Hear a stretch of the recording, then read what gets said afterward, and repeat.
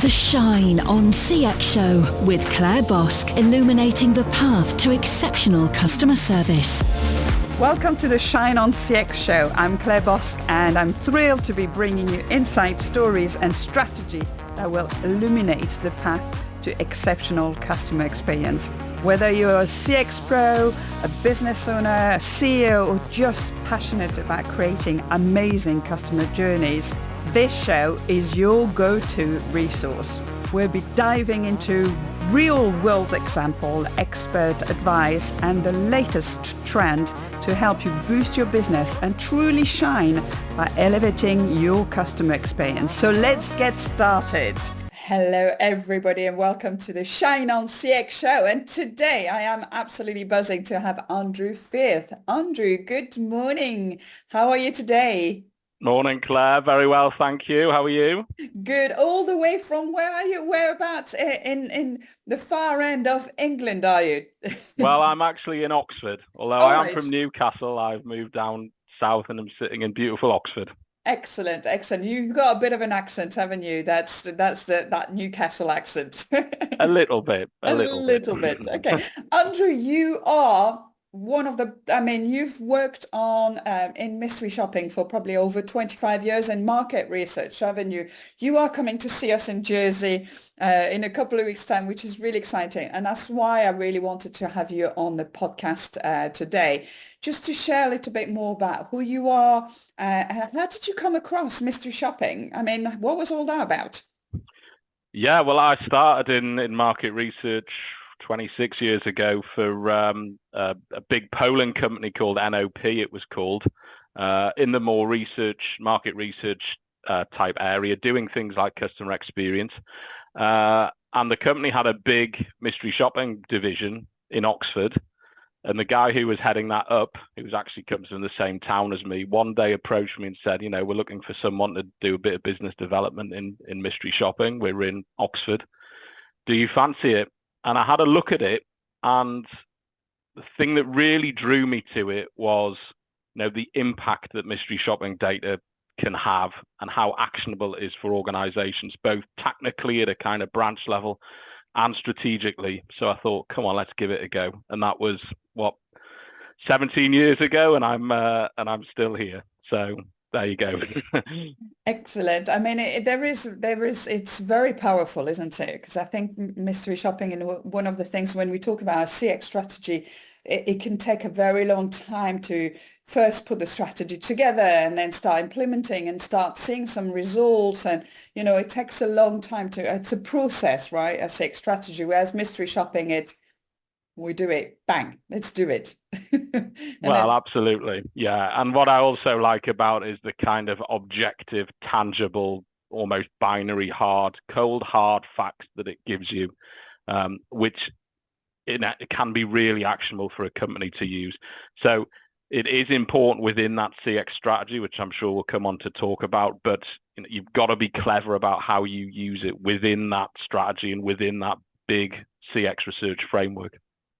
How do you see, 17 years ago, so I've set up my business 15 years ago, the mystery shopping business 15 years ago. So we're probably around the same time we kind of started. How have you seen it evolving, so back 17 years ago to what it is now? Because there's been a massive shift. And of course, we had the pandemic in between that. Yeah.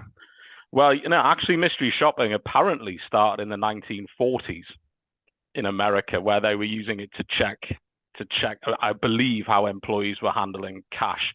So that probably predates what we call CX research. It is a long-standing methodology. If I go back those 17 years ago when CX research was just kind of growing as well, you know, a lot of people viewed it as that kind of research, but I think it's evolved actually in what we measure, how we measure the different varieties of things mystery shopping can measure, including things like compliance and sales process.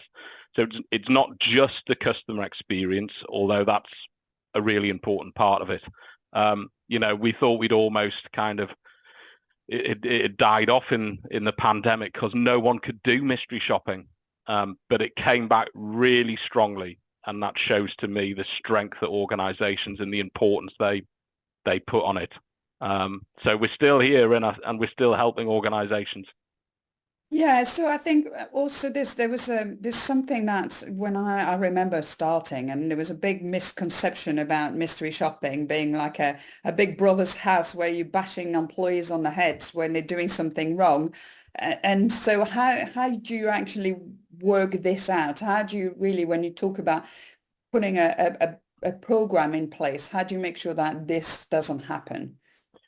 It's really important, and I agree with you. We always talk about the carrot, not the stick. Right. That's that's what it's there for. It is to help people, and you've got to try and when you launch a program, as you know, get that in early doors. We are here to help. We're not bashing you over the head, as you say. And obviously, the other important thing is that it has to remain a mystery. You know, the staff, it goes without saying, doesn't it? But the staff cannot know that is a mystery shopper. And I think we've evolved a lot over the years in that, and just to make sure that they're as incognito as they possibly can be. Yeah, that's a big one, isn't it? So obviously you're working for Ipsos, which is a global organization. Just give me some ideas on what kind of figures are we talking about in terms of mystery shoppers? As in the number of mystery Yeah, shoppers. have you got the Yeah. numbers in your head? Well, Ipsos is a massive global market research company, as you know, probably most well known in the UK for polling and election polling, that sort of thing. Okay. That's actually a small part of our business. But we're also the biggest providers of mystery shopping. Very big in the US, Europe, Africa. In the US, I believe our panels are kind of 100,000 plus of Wow. mystery shoppers. In the Wow. UK, we're about the 50,000 mark. So these are big panels of people. Right. And what that allows you to do, of course, is to go to places all over the UK and to profile those customers, those shoppers as real customers, which Mm. again helps with the kind of mystery of it all. So it's pretty big. Yeah. Oh, definitely. I mean, it always amazed me when we used to meet up in the conferences to talk to all the different, service providers, mystery shoppers providers, and me and being in Jersey and doing my little things here. I had about 150 mystery shoppers, and for me, it was like amazing.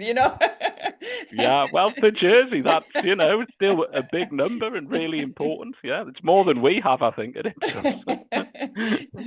So we talked about this, the mystery shopping itself. Now, how does mystery shopping comes around as a whole kind of CX ecosystem? How do you see it? Because again, sometimes we see program, I'm sure you've seen that, and they're almost ticking a box with we've done mystery shopping, tick. Yeah. That doesn't work, does it, really? No, it doesn't. And, at Ipsos, again, we have our divisions and service lines built around industries or methodologies. Mystery shopping sits in what we call channel performance, because for us, it is very much about understanding the performance of a channel. Our customer experience division is actually a separate division, and that very much focuses on things like customer journeys and voice of the customer surveys. And I think the thing that it's most important to get over to organizations is that voice of the customer is about the customer and their feelings and what they think about an organization. Mystery shopping is more about assessing the employees. It's not about how the shopper feels. It is about an objective assessment of that employee. But the way they come together is that those employees have to be doing the behaviors that the customers tell us are most important for driving up their CSAT, their NPS, etc. And that's how the link comes together, if that makes sense. So it's not really one or the other. In our experience, they should be working together, but organizations need to get that right. Yeah, no, absolutely. And I think that's probably one of the things that has changed the most when I started doing the mystery shopping was very much tick boxes and Yeah. was the lights on and did they have the name badge and, those kind of, really kind of tick, tick, tick. Whereas now the questions are a lot more about emotions and a lot more about that kind of CX part of it. What was the experience? How did you feel about it? Which again makes it quite makes it a little bit more difficult, isn't it? Because really, it becomes more subjective, right? Yeah, and that's where we have to talk very clearly with our clients about, exactly what their business question is. What are they wanting to achieve here? If it is better CSAT, CX KPIs like MPS, CSAT, that's one approach.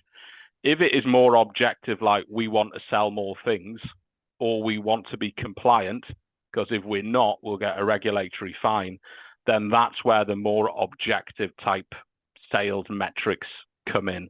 And when you can align those with business outcomes like conversion rate, that can be really powerful. But yet when you're looking at the more customer experience CSAT side, it is that more subjective take on things. So it really depends, as ever with research, what is your business question and what's the business outcome you're looking for? That's the first thing, isn't it? That those objectives right from the beginning, you need to understand how this is going to fit into the bigger picture of it. Exactly, yeah. And if a client comes to us and said, I want to do mystery shopping, and we'll say, well, what's your business outcome? And it's something that isn't quite appropriate for mystery shopping, you have to be honest with them and say, I don't think this is right. You should be doing voice of the customer or brand awareness or customer journeys or whatever. So that's really important. You shouldn't just shoehorn in a methodology because it's your job to sell it.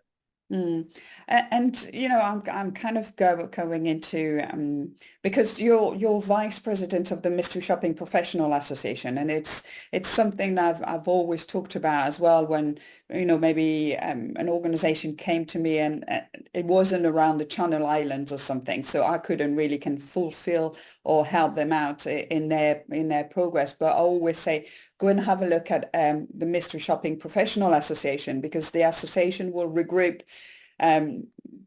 providers which actually will follow ethical conduct, will give you the right advice. That's really that's really important part of it, isn't it? I would say so, yeah. It's that stamp of quality that you're going to get. And the MSPA Europe Africa Association that has about 200 members, believe it or not, that many companies that are doing mystery shopping. And there are people who do mystery shopping that aren't members, and you have to worry about the ethical and quality side. Things like video mystery shopping, which we do in the UK. There's ethics and GDPR rules around that. And if you're not applying to those, the organization who uses them could be in trouble, for example. So I agree, really important. Really important. So, you mentioned about, measuring the employees and, their service delivery. So how would you take, how would that help? So how mystery shopping, what would an organization think about, how could that help them in their organization if they were to put a program in place? Yeah, so if we take an example of, say, a clothing fashion retailer, for example, they essentially, when we work with an operational or retail or training staff, they essentially want to know, how can we sell more jeans, for example? How can we convert more customers that walk in our stores to buy those jeans? So the mystery shopping will focus very much on those key sales processes. When those companies can give us sales data at the store level, we will analyze the mystery shopping against that sales data, and 99 times out of 100 say, your better performing stores convert more customers. The difference between them and your poor performing stores could be tens of millions of pounds. So that's why it's important. And then we can bring in data to say, well, actually those stores, you've got better trained staff, your resourcing is better, your staff to customer ratios are better, your managers have been there longer, and that's the type of thing they can action to basically improve that sales process and their sales. So it's all quite objective and tangible in that type of mystery shopping. And again, I think the beauty of it, it's so quick, because you get the results almost instantly, that the visit's being done. I know we used to do almost 48 hours turnaround, to have the results in. So the results are in, and you can take action pretty much straight away on things that have happened. Absolutely. And, if the actions are in automotive, you need to give a test drive. You need to ask the needs. You need to tell them about this. They can be very objective actions that should be easier to train. It's a bit more difficult when it gets subjective, like you need to be more friendly. well, what do we do with that? So the subjective element is important, but when you're getting objective actions, it could be really nice and tangible. Yeah, absolutely. So how do you see, I mean, a little bit of, kind of looking in the bowl and, how do you see the mystery shopping going over the next few years? Do you think it's going to be something that will be still engaging and, companies will really kind of really take on? I think as long as there are bank branches, although they're closing a lot of them, or retail stores, or places where people want to go, like restaurants, hotels, public transport, I think there'll always be a need to test the service and the experience, if you like, in terms of what the employees are delivering. So I'd like to think it'll always be there. The big themes we get at the conference now, of course, around AI. Right. And Okay. what that means. AI is not going to replace humans, but, we are seeing, quite a lot of innovation, particularly on the validation side of things. So when data comes back, AI can be very quick at validating it. They can look at images and receipts, which would take hours for a human to do. So we're still exploring this, but, as in any segment, AI is going to be around and we're figuring out what to do with it.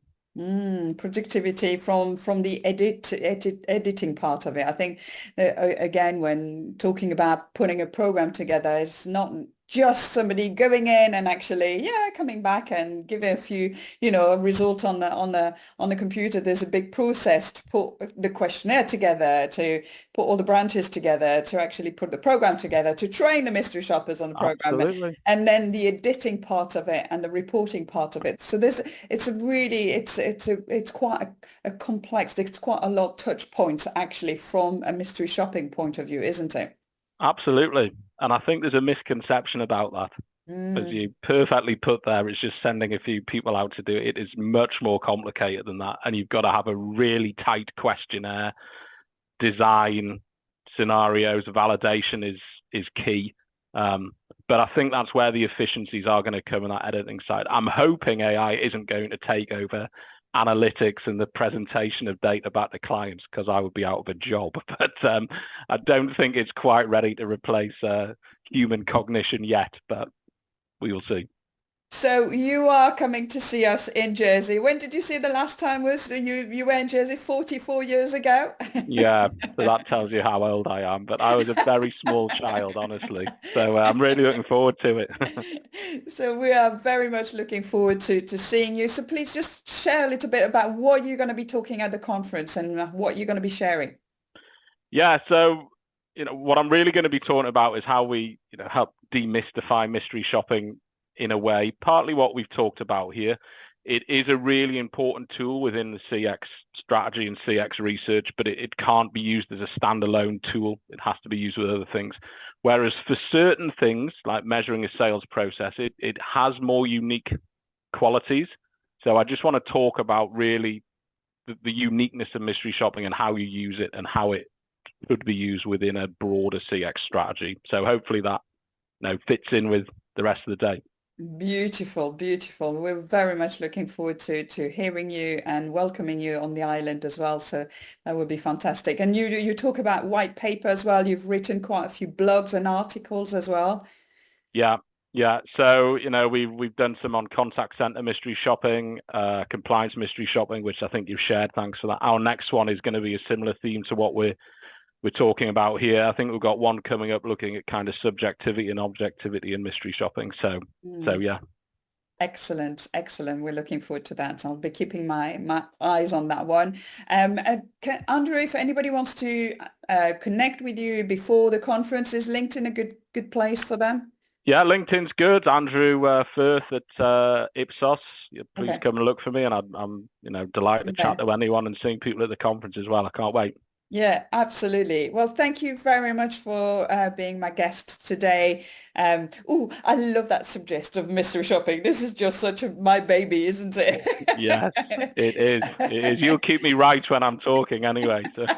It's one thing, isn't it, when we used to be, do the conferences, mystery shopping conferences, like everybody in the same place. We all talk the same language. We all have the same stories. Everybody has the same. There was such a buzz at those conferences, isn't it? It's always a great way to kind of meet and generate people. So another place, if anybody's looking for mystery shopping companies, go to MSPA, Mystery Shopping Professional Association, Europe and Africa, and then you can see all the ethical conduct, all the things that's happening in there. That'll give you some really good idea of, if you're looking at putting a program together, there's lots of information on that website as well. Absolutely. Yeah. Brilliant. Okay, well, thank you very much, Andy, and we'll see you in a couple of weeks' time. Thanks, Claire. Cheers. Bye for now. For more on creating exceptional customer service for your business, head to clairebosque.com. Listen to more episodes of The Shine on CX Show, wherever you get your podcasts. The Shine on CX Show.